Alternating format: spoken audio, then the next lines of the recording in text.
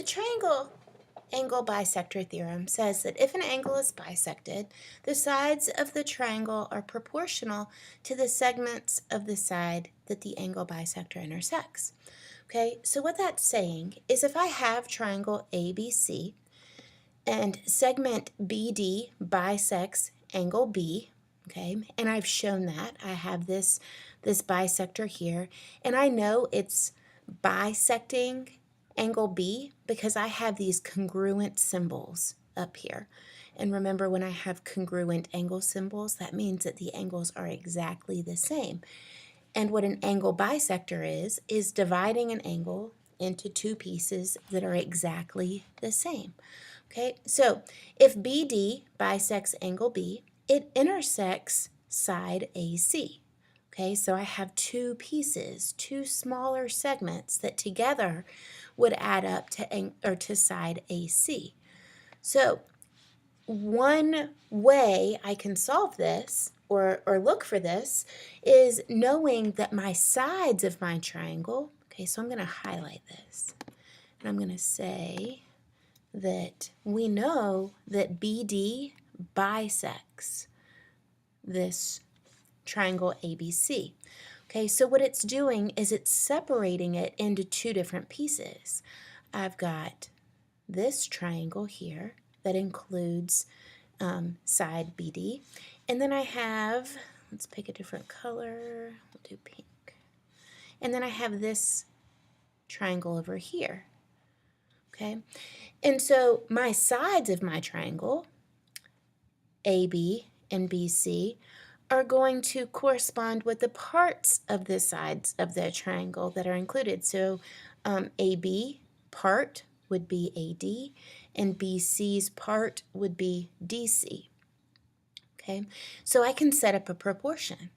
And so I need to remember every time, though, that it's my side of my triangle corresponds to the part of this side. Okay, and then I have this side of the triangle here is corresponding to this part of this side of the triangle. Okay, so the two triangles are separate. So if I have a question that's set up, it would look potentially like if I'm given that this side length here is 20 and this piece here is 4x, and this side length over here is 25, and this side length down here is 20. I can find what x is by using a proportion. I can set two ratios equivalent to each other. So if I do that, I have this side of the triangle, AB, I'm going to say is 20, divided by the part of the side of the triangle, 4x, and that should equal this side of the triangle of 25 divided by this part here of 20. And now if I cross multiply, I have 20 times 20, which is 400, and that equals 4 times 25, or 4x times 25, which would be 100x. And then I would divide both sides by 100 and get that 4 is equal to x. Now, I should substitute that back in just to verify. And if I do that, I have 20 divided by 16, and that should equal 25 divided by 20. Now, if you have a calculator, you can do this pretty quickly. I don't have a calculator right here, so instead of me figuring out my cross products quickly, I'm going to reduce to reduce the fractions. Okay, so I can look at this and see that 20 divided by 16, I can divide both my numerator and denominators by 4, and that would give me 5/4. Okay, and I can look at 25/20 and reduce that as well. And 25 and 20 are both divisible by 5. And if I divide 25 by 5, I get 5, and 20 by 5, I get 4. And so now I can look at these ratios, or these fractions, and see that they're exactly the same. Okay, and because they're the same, I know that 4 would have been, or is the correct answer.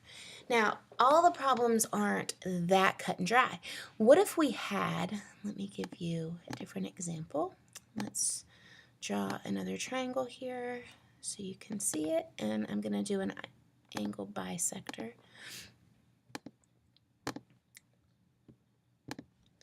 And let's say we're going to say that that's bisecting. It's not perfect, but it's pretty, it's enough for our, what we need. Okay, and if I tell you that this piece here is a total distance here of 30, okay, and we know that this piece here is 3x minus 3, and I've got that this piece over here is 35, and this piece here is 15. And I know that those angles are congruent. How could I set up this problem? Okay, so one way of thinking about this, if we know this is the angle bisector, we know that we can set it up as side of a triangle divided by the part of the side, and that should equal the other side of the triangle divided by the part of the side. And so I can easily set up this first one because I know this side of the triangle is 35, and the part of the side that corresponds to it is given at 3x minus 3. And now this side of the triangle is 15, but what about the part that corresponds to it? Okay, so what I need to remember is that total, this is 30, right? And this piece here is 3x minus 3. So that means that 30 minus 3x minus 3 must be what this piece here is, right? Because if I know if all of it together equals 30, and I know this piece here is 3x minus 3, that means this piece here must be 30 minus 3x minus 3. And if I simplify that, I can combine 30 and this minus 3. So 30 minus 3 is 27. So I have negative 3x minus 27 is what this piece here should represent. Okay, so this should be negative 3x minus 27. Now, if I wanted to verify this, I could simply say, let's verify. So I have negative 3x minus 27 equals, or no, plus 3x minus 3, and that should equal 30. And does it? Well, these cancel, and I'm left with negative 30 equals 30. So that doesn't quite work. But why doesn't it work? So the reason it doesn't work is because this totally equals 30, right? So I'm subtracting this piece here, 3x minus 3. So what I forgot to do is distribute. Okay, so if I distribute, then I have, we're gonna delete this. What I have is 30 minus 3x, and then minus a negative, right? When I distribute that, that becomes a positive 3. So what I have is 33 minus 3x, okay, or negative 3x plus 33. Now, let's see if that works. If I erase that and say this piece here is negative 3x plus 33, now I should see that together, when they are added, they equal 30.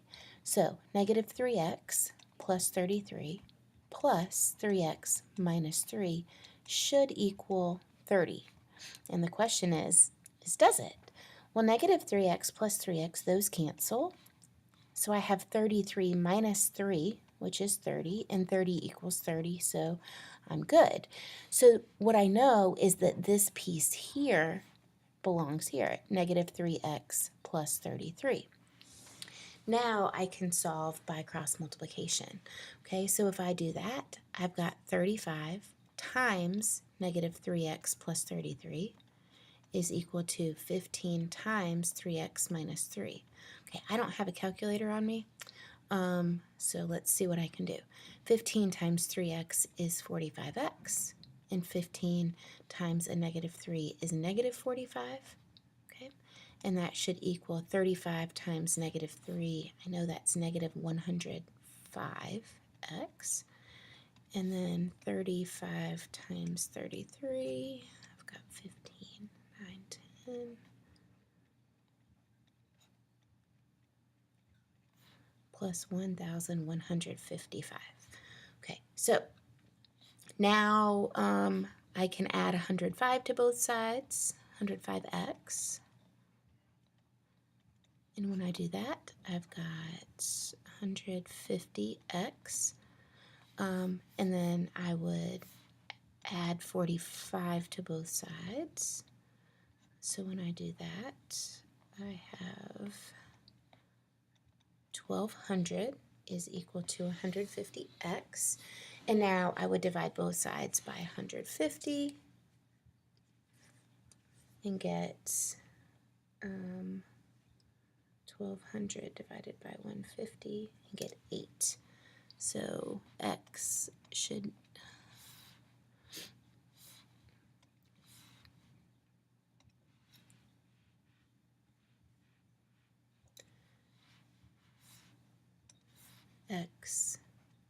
equal 8. Okay, and so if the question is to solve for x, I'm done. But if the question is to solve for the side lengths, then I would have to substitute that 8 back in. Okay, I'm going to give you some problems, but do you see why I would want you to check to verify that that works? Because this is a super common mistake, what I did to begin with, all of this over here. And so sometimes it's necessary for you to just look back at your work and say, was I correct, or what did I do wrong? So you should check that work and make sure that you're on the right track.